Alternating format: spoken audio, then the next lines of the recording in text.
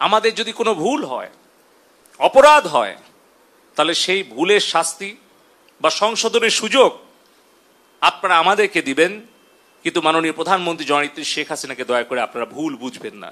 শিক্ষা প্রতিষ্ঠান, ছাত্র ছাত্রী, শ্রমিক, মেহনতি মানুষের কাছে গিয়ে প্রকৃত সত্যটা তুলে ধরে তাদের কাছে আমাদের কোনো ভুল ত্রুটি হলে আমরা করজোড়ে ক্ষমা চেয়ে দেশের জন্য, দেশের শান্তি উন্নয়নের জন্য, নিরাপত্তার জন্য আমরা এই দূরত্ব দূর করার চেষ্টা করি।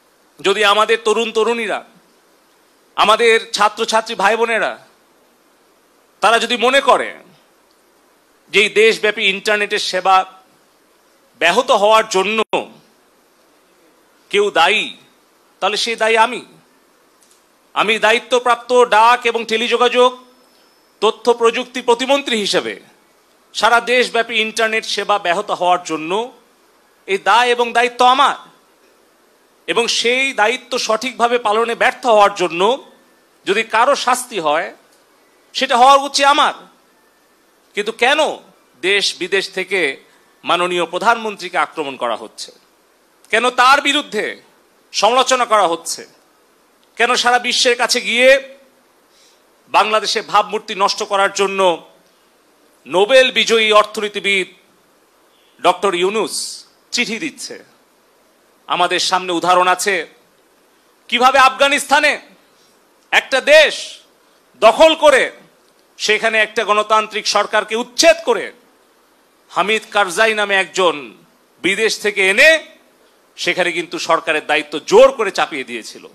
২০ বছর পর সেই দেশটা ধ্বংস করে সেই দেশ থেকে তারা পালিয়ে গিয়েছিল।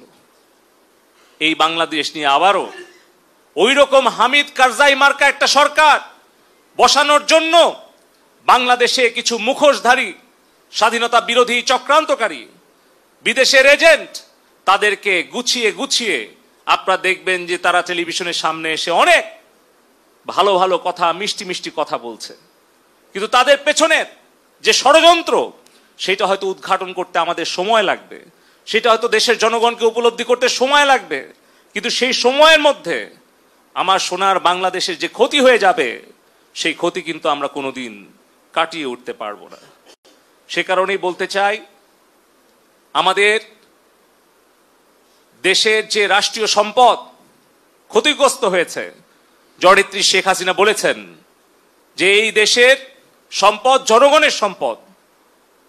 এই বাংলাদেশে এলিভেটেড এক্সপ্রেসওয়ে, মেট্রো রেল, আমাদের স্বপ্নের পদ্মা সেতু, ডিজিটাল বাংলাদেশের যা কিছু অর্জন, এই সব কিছু কিন্তু জনগণের কষ্টার্জিত ট্যাক্সের পয়সা দিয়ে হয়েছে। প্রবাসে আমাদের 1 কোটি কর্মী ভাই বোনদের রেমিটেন্সের পয়সা দিয়ে হয়েছে। কিন্তু আজকে এই যে হাজার হাজার কোটি টাকার সম্পদের ক্ষতি যারা করছে তারা নিশ্চয়ই বাংলাদেশের ভালো চাইতে পারে না। তারপরেও মাননীয় প্রধানমন্ত্রী জননেত্রী শেখ হাসিনা বলেছেন যে আমাদের দেশের সম্পদের ক্ষতি আমরা পূরণ করতে পারবো, কিন্তু আমাদের তরুণ প্রজন্মের হৃদয়ের যে ক্ষত সেটা কিন্তু আমরা পূরণ করতে অনেক হয়তো সময় লেগে যাবে। সে কারণে আমি বলতে চাই, আমাদের কারো যদি দায়িত্বে কর্তব্যে অবহেলার কারণে, আমাদের ব্যর্থতার কারণে যদি আমাদের তরুণ প্রজন্ম আমাদেরকে ভুল বুঝে আমাদের প্রতি ক্ষুব্ধ হয়, তাহলে সেই দোষের শাস্তি আমরা পাই। যদি দায়িত্বে কর্তব্যে আমাদের অবহেলা হয়, যদি আমাদের সেই শাস্তি ভোগ করতে হয়, আমরা সেই শাস্তি ভোগ করতে প্রস্তুত আছি। যে কোনো সিদ্ধান্ত মাথা পেতে নিতে রাজি আছি। কিন্তু আমাদের কষ্ট হয় যখন আমাদের কোনো ভুল বা আমাদের কোনো ব্যর্থতার কারণে আমাদের প্রাণপ্রিয় নেত্রী জননেত্রী শেখ হাসিনাকে দোষারোপ করা হয়, তার বিরুদ্ধে সমালোচনা এবং ষড়যন্ত্র করা হয়। সে কারণে আমি আবারও বলবো, আমাদের দেশের 5 কোটি ছাত্রছাত্রী ভাই বোনেরা আছে, আমাদের যদি কোনো ভুল হয়, অপরাধ হয়, তাহলে সেই ভুলের শাস্তি বা সংশোধনের সুযোগ আপনারা আমাদেরকে দিবেন।